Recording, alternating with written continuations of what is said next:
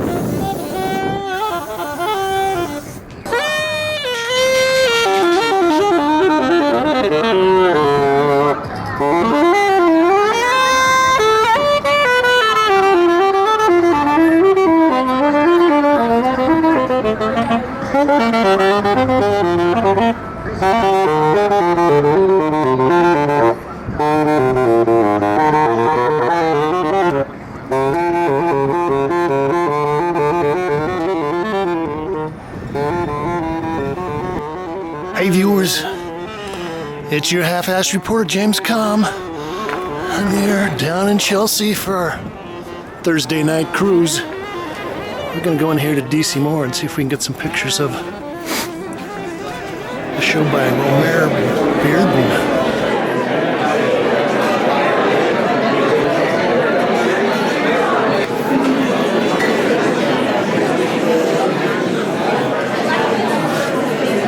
I have been a fan of Romare Bearden for 45 years, something like that.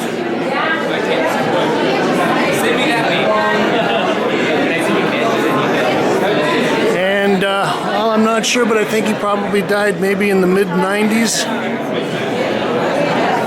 And I guess at that point, he finally started to get some of the recognition that he deserved. But I think that his work is definitely more relevant in not only cultural ways, but artistic ideas as well nowadays. In 1979, Romare Bearden developed 21 collages as a storyline and set design for Bayou Fever, a modern dance that he hoped would be choreographed by Alvin Ailey. Bearden had worked with Ailey before, most notably 2 years earlier, when he created a scrim for the dance Ancestor Voices. I think these are all collage, excuse me.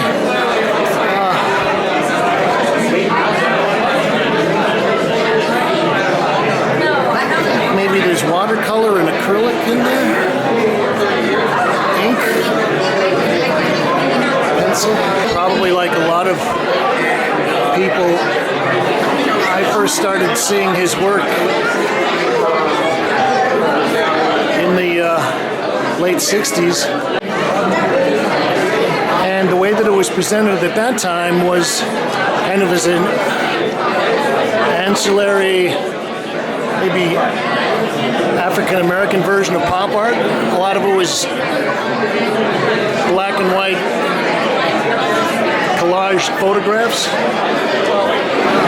Bearden conceived Bayou Fever as a performance based on the African presence that is strongly rooted in the Louisiana Bayou near New Orleans, as well as in the African diaspora throughout North America and the Caribbean.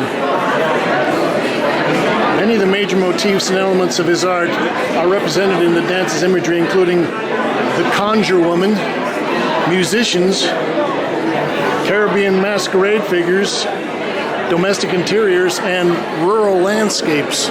One of the things I always loved is that he's able to get some great compositional things happening with very simple means. Oh, he's a wonderful colorist. And This is great. The dress is fabric, and then he's got a clothespin and some thread attached.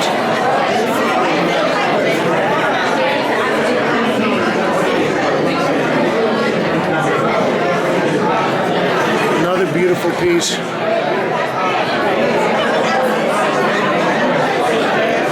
This is 10 and 11.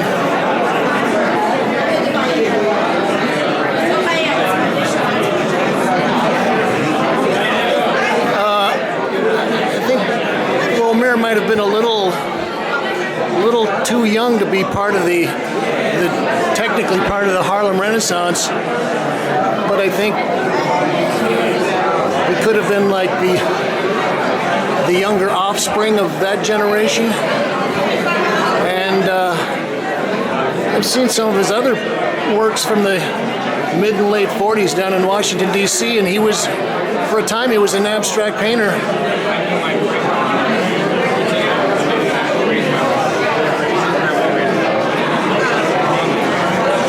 This is great.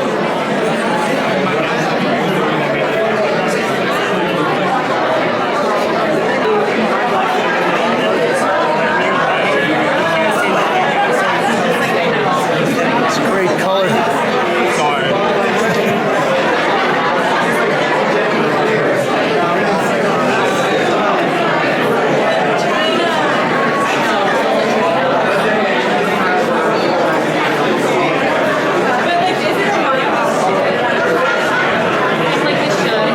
So that was the Bayou Fever series. We'll go and look at some of the other pieces. Oh, this is a beautiful piece.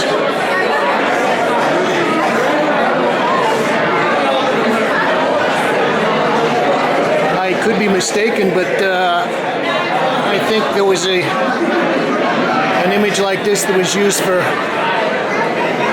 Alfred Wilson's piano lesson on Broadway.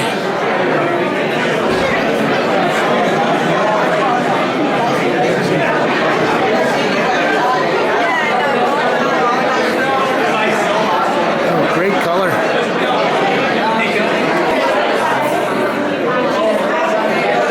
Well, this is the kind of work that I was first familiar with. And this is a suite of this uniquely colored, I think they're etchings. I don't know, I think I see a plate mark in there.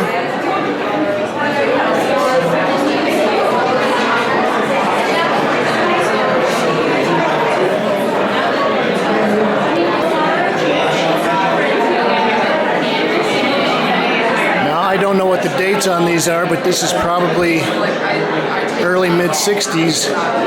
And yeah, this is the stuff that I loved. And well, I was thinking that the reason that a lot of this is kind of relevant to what's going on now is because it kind of plays the line between photography and collage, and collaging photography, and sort of going back and forth.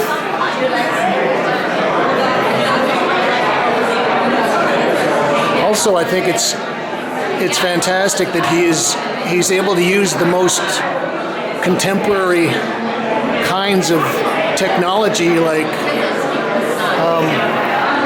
Xerox machines and photocopy, and also photography. But he's presenting some very classical, almost primordial images. And even with these materials that are supplied by these high-tech machines, he's kind of combining that with, like I said, almost a Matissean or modern sense of composition, which, you know, Picasso stole a lot from African masks and various other kinds of native artifacts This is beautiful.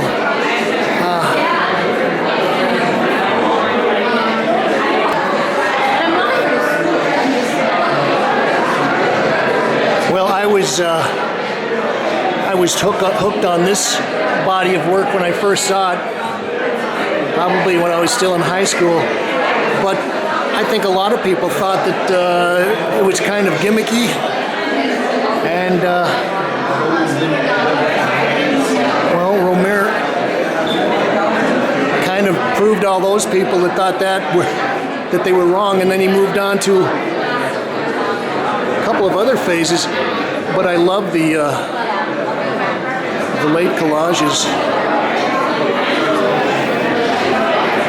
And well, he would use the nice blocks of Pantone papers and various colored papers, and then he worked over those with beautiful watercolor washes and glazes.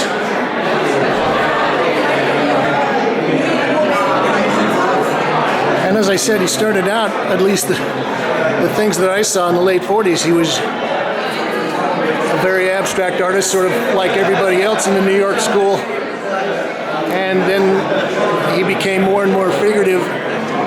But as you can see from this piece, he started to fade back into more abstract work.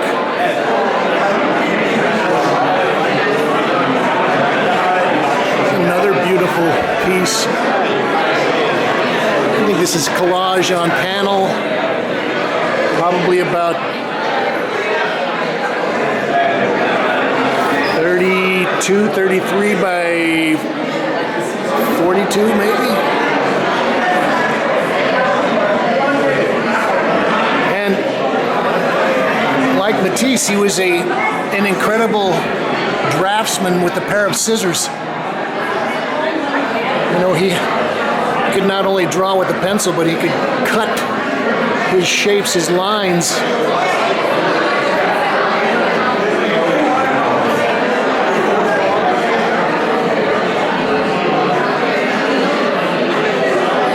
It's a beautiful grouping of large watercolors. Now, I don't have the titles and dates, so I'm just kind of casually admiring these. But you can see that he's got incredible confidence.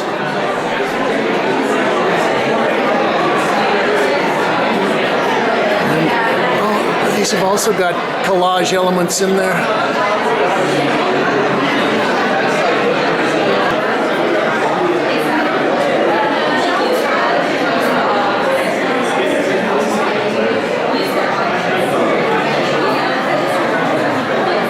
And some of these works, very sensuous.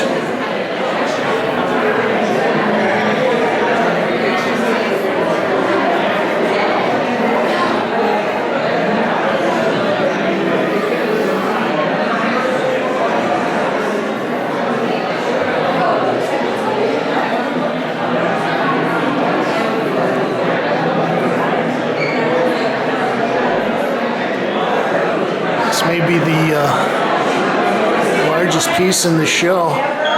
This is a print.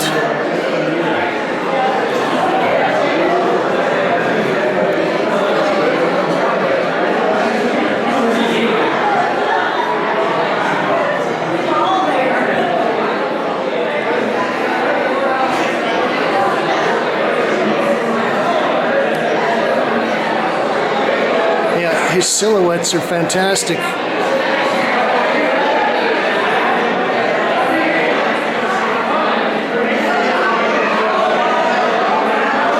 This is a beauty. We've got our nice geometrical background.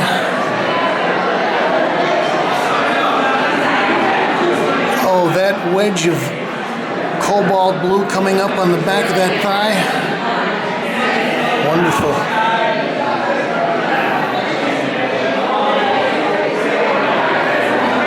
The whole color harmony. harmony is fantastic.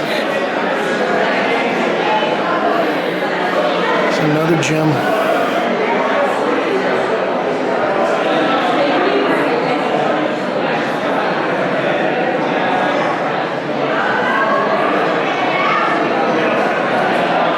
You could actually cut out little 3 or 4 inch squares out of this, blow them up, and you would have some first-rate geometric abstract paintings.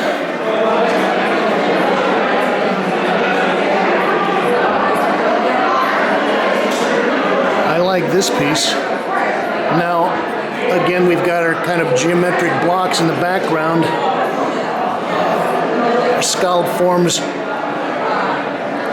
but it looks like some of this has been worn down, so I don't know whether he was sanding these down or maybe scrubbing them between layers, but I like the abraded surface.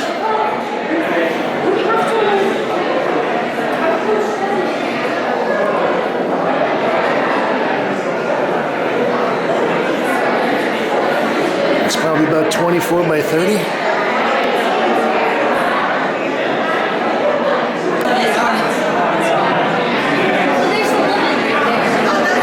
Just walk down this last wall.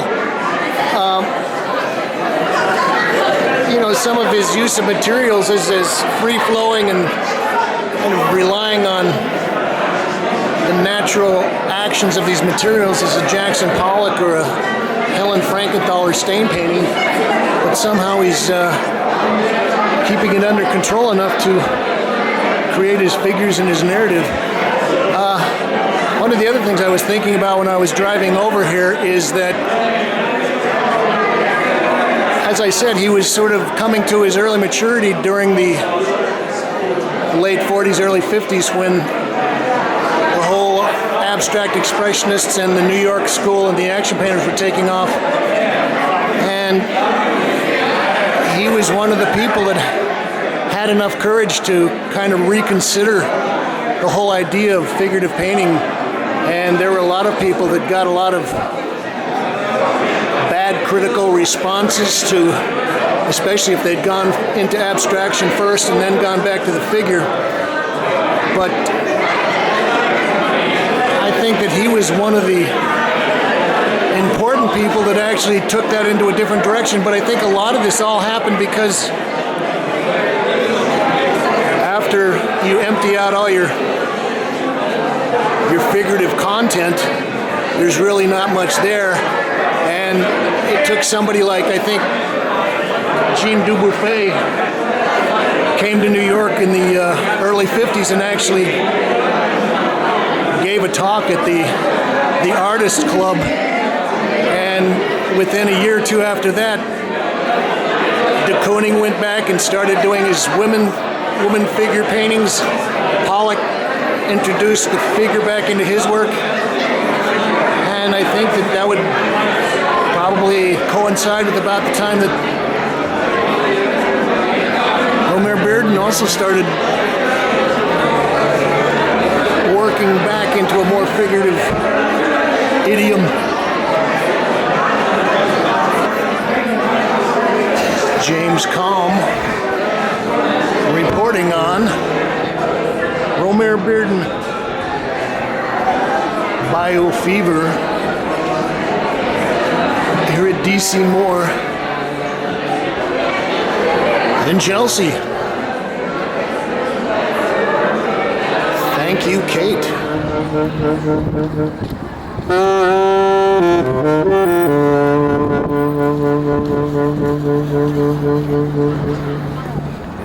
Whoa, nature boy. Thank you. My reading of it.